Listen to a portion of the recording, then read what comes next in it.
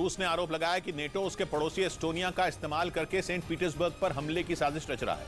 Saint Petersburg रूस का वो शहर है जो बाल्टिक देश एस्टोनिया के करीब पड़ता है। और एस्टोनिया में रूस के राजदूत व्लादिमीर लिपायेव ने आरोप लगाया कि नेटो की नजर सेंट पीटर्सबर्ग पर है, जिसके लिए वो एस्टोनिया को खतरनाक हथियारों से लैस कर रहा है। व्लादिमीर लिपायेव ने दावा किया कि नेटो ने एस्टोनिया में एक मिसाइल डिफेंस सिस्टम तैनात कर दिया है, जिससे रूस के शहर सेंट पीटर्सबर्ग पर किसी भी वक्त हमला किया जा सके।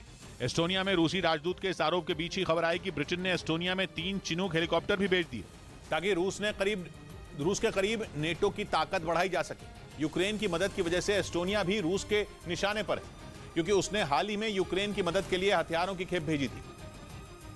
इसके साथ ही उसके 100 से ज्यादा जवान भी वहां तैनात कर दिए गए, जिसके बाद से ही रूस बुरी तरह भड़का हुआ है और उसके गुस्से की आग में घी का काम एस्टोनिया के विदेश मंत्रालय के एक आदेश ने कर दिया। उसने इस महीने की शुरुआत में ही एक आदेश पारित करके रूसी दूतावास में कर्मचारियों की संख्या में कटौती करने को कहा था, जिसके बाद अब रूस ने भी एस्टोनिया को जवाब दिया। रूस ने एस्टोनिया के राजदूत को 6 फरवरी तक रूस छोड़कर जाने का आदेश दे दिया, जिसके बाद माना जा रहा है कि दोनों देशों के बीच तनाव बढ़ सकता है और गुस्से में रूस कोई भी कदम उठा सकता है। इसी वजह से नेटो एस्टोनिया को हथियारों से लैस कर रहा है। इधर बेंगलुरु में एक फ्लाईओवर से नोट बरसाने का वीडियो सोशल मीडिया पर वायरल हो गया, जिसके बाद पुलिस आरोपी की तलाश में जुट गई। क्योंकि जो वीडियो सामने आया उसमें काला कोट पहने एक आदमी बेंगलुरु में केआर मार्केट के फ्लाईओवर से नोटों की बारिश करता दिखा। ऊपर से नोट गिरते देख लोग उनको लूटने के लिए इकट्ठा हो गए और वहां भगदड़ मच गई। उड़ते नोटों को देखने के लिए सड़क से गुजरने वाले लोग भी रुक गए, जिसकी वजह से ट्रैफिक जाम लग गया।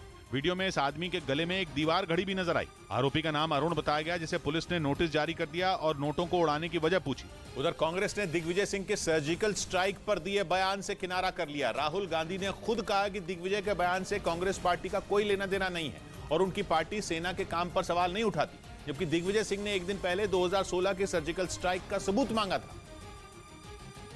लेकिन जम्मू में यह बयान देते समय उन्हें यह अंदाजा ही नहीं था कि उनकी अपनी पार्टी बयान से किनारा कर लेगी और राहुल गांधी डंके की चोट पर बोलेंगे कि उन्हें सेना के किसी काम का सबूत नहीं चाहिए। Armed forces do a job and they do not need to be providing proof for anything. Rahul की बातों से लगा कि यात्रा के दौरान दिग्विजय के इस तरह के बयान की जरूरत नहीं थी, क्योंकि इससे उनकी मेहनत पर पानी फिर सकता है। पार्टी के दूसरे नेता भी इस मुद्दे पर बात करने से बचते दिखे। जयराम रमेश ने तो पत्रकारों को दिग्विजय से बात तक नहीं करने दी।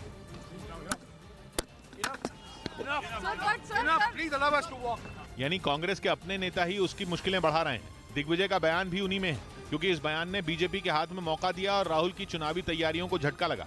इस बीच अमेरिका की सेना के जखीरे में बहुत जल्द एक बेहद दमदार हथियार आने वाला है। यह हथियार एक लेजर एयर डिफेंस सिस्टम है। अमेरिका की सेना के लिए हथियार बनाने वाली कंपनी लॉकहीड मार्टिन ने बताया कि उसने इस सिस्टम को बनाने में अहम पड़ाव पार कर लिया, जिसका मतलब यह कि अमेरिका डेमोस सिस्टम नाम के अपने इस लेजर एयर डिफेंस सिस्टम को बनाने के बेहद करीब पहुंच चुका है। बताया गया कि इस एयर डिफेंस सिस्टम की बदौलत अमेरिका की सेना बेहद ताकतवर लेजर के जरिए ड्रोन से लेकर हेलीकॉप्टर, रॉकेट से लेकर तोप और मोटर तक को मार गिरा सकेगी।